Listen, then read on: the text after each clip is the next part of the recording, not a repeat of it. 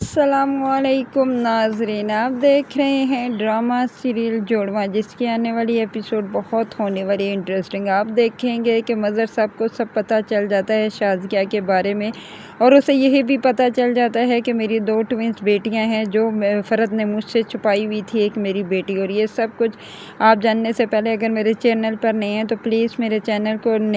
Share, like اور subscribe کرنے اور بیل کو بھی دبا دیں تاکہ ہر آنے والی لیٹسٹ ویڈیو آپ کو بر وقت مل سکے۔ آپ دیکھیں گے کہ مظہر صاحب کو جب پتہ چلتا ہے کہ شازیہ زندہ ہے اور وہ اپنے باپ کے پاس ہے تو اسے بہت دکھ ہوتا ہے، کیوں نہ کہ وہ کہتا ہے کہ اس کے باپ نے میرے ساتھ بہت برا کیا، کیونکہ میں نے جب ان سے پتہ کیا تھا کہ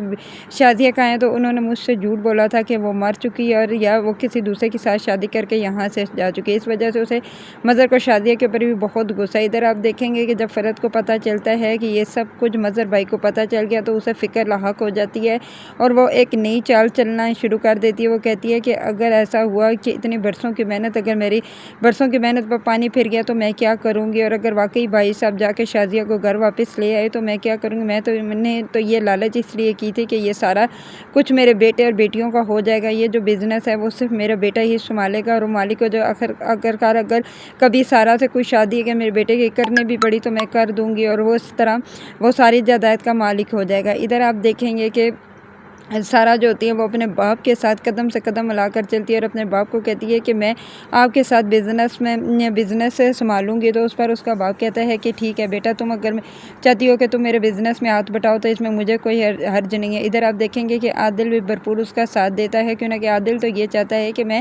سارا سے شادی کروں، لیکن مظہر کبھی بھی اپنی بیٹی کی شادی عادل سے نہیں کرنا چاہتا، جس پر عادل کہتا ہے کہ ماموں جان، کیا میں ایک اچھا لڑکا نہیں ہوں، کیا میں آپ کی امیدوں پر پورا اترتا نہیں ہوں؟ تو اس پر وہ کہتا ہے کہ بیٹا تم بہت اچھے لڑکے ہو، تم بہت اچھے انسان ہو، تم ہر بات میری مانتے ہو، لیکن میں مجبور ہوں تمہاری ماں کی وجہ سے، جو اس نے میرے اور میری بیوی کے ساتھ کیا ہے میں اسے بھلا نہیں سکتا، میں کبھی بھی تمہارے ساتھ اپنی بیٹی کی شادی نہیں کر سکتا۔ اس پر آپ دیکھیں گے کہ عادل پریشان ہو جاتا ہے اور کہتا ہے کہ ماموں جان، میری ماں کی سزا مجھے تو نہ دے، غلطیوں کی سزا مجھے تو نہ دے، لیکن آپ جانتے ہیں کہ میں سارا کے بغیر زندہ نہیں رہ سکتا۔ لیکن اس پر آگے سے وہ کہتا ہے کہ اچھا تم یہ باتیں چھوڑو، جو تم کام کرے وہ کام کرو۔ ادھر آپ دیکھیں گے کہ زارا جو ہوتی ہے سارا بن کے اپنے باپ کا پورپور ساتھ دیتی ہے۔ ابھی تو مظہر کو یہ کلیئر ہی نہیں ہوا کہ یہ سارا ہے یا زارا ہے، کیوں نہ کہ اگر اسے پتہ چل جاتا کہ یہ سب کچھ جو وہ کر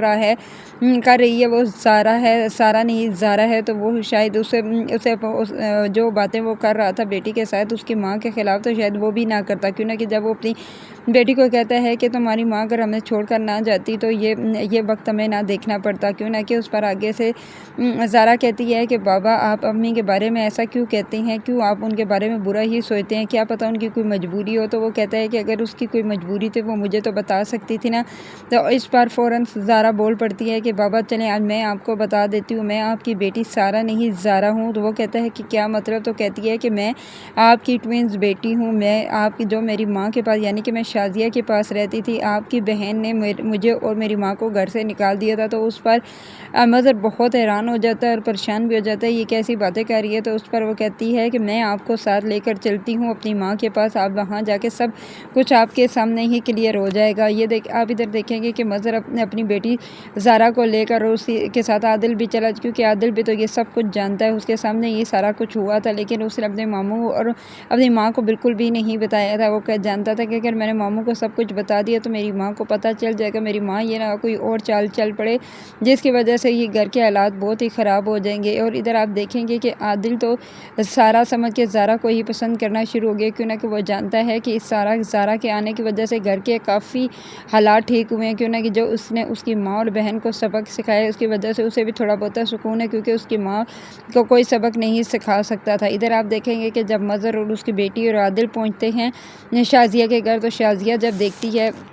مظہر اور سارا کو تو وہ حیران ہو جاتی ہے، کیونکہ اس کے پاس بھی تو ایک بیٹی کھڑی ہوتی ہے جو اس کی ہو بہو ہم شکل ہوتی ہے۔ تو اس پر آگے سے فوراً بڑھ کر زارا کہتی ہے کہ ماما آپ کیوں پریشان ہو رہی ہیں، میں آپ کی ٹوئنس بیٹی ہوں، میں آپ کی زارا، اور یہ جو آپ کے پاس کھڑی ہے یہ سارا ہے۔ تو اس پر وہ کہتی ہے یہ کیا مطلب ہے؟ تو اس پر مظہر اسے اپنی بیوی کے پاؤں پڑ جاتا ہے اور اسے ہاتھ جوڑ کر معافی مانگنا شروع ہو جاتا ہے، کہتا ہے کہ شازیہ تم بس ایک دفعہ مجھے معاف کر دو، مجھے تو بالکل بھی علم نہیں تھا، یہ سب کچھ میری بہن کر رہی تھی، اگر مجھے علم ہو جاتا جیسا کہ میری بہن نے کیا تو تم جانتے میں اس کو کبھی بھی معاف نہیں کرتا۔ تو اس پر وہ کہتی ہے کہ اگر نہیں بھی ہوا علم، چلیں اب ہو بھی گیا تو کچھ نہیں کر سکتے، تو اس لیے میں کہہ رہی ہوں کہ تو آپ میری زندگی سے دور چلے جائیں، میں آپ کے ساتھ کبھی بھی نہیں جانا چاہوں گی اور نہ ہی میں آپ کو معاف کرنا چاہتی ہوں۔ تو اس پر آگے سے مظہر کہتا ہے تم ایسی باتیں مت کرو کیونکہ میں نے بہت سزا کاٹ لی ہے، اس لیے میں تو آپ کو تمہیں لینے آیا ہوں تاکہ تم مجھے معاف کرو اور میرے ساتھ گھر چلو۔ تو وہ کہتی ہے کہ میں کس حق سے آپ کے گھر جاؤں، آپ نے تو اپنی زندگی گزارنے کے لیے دوسری شادی کر لی اور آپ کے پاس دوسری بیوی ہے، تو اب میرا کیا فائدہ، میں کیوں جاؤں آپ کے گھر، میں آپ کے گھر کبھی بھی نہیں جاؤں گی۔ تو اس پر زارا کہتی ہے کہ ماما آپ کیسی باتیں کر رہی ہیں، سلمیٰ ماما بہت اچھی ہیں، ہم سب گٹھے مل کر رہیں گے، آپ ایک دفعہ گھر تو چلیں۔ تو وہ کہتی ہے کہ میں کبھی بھی نہیں جاؤں گی، ہاں جاؤں گی، فرض سے یہ ضرور سوال کر رہے ہیں کہ اس نے میری بیٹی کو کیوں مجھ سے کھینچا تھا اور مجھے کیوں نہیں بتایا کہ میری ٹوئنز بیٹیاں ہوئی ہیں، اگر مجھے پتا ہوتا تو میں کبھی بھی اپنی بیٹی سارا کو وہاں نہ چھوڑتی، کیوں نہ کہ میں اپنی بیٹی سارا سے بہت محبت کرتی ہوں، میں اس کے لیے ہر وقت پل پل جیتی اور مرتی ہوں اور مجھے پھر بھی یہ سکون نہیں ملتا تھا، اسی لیے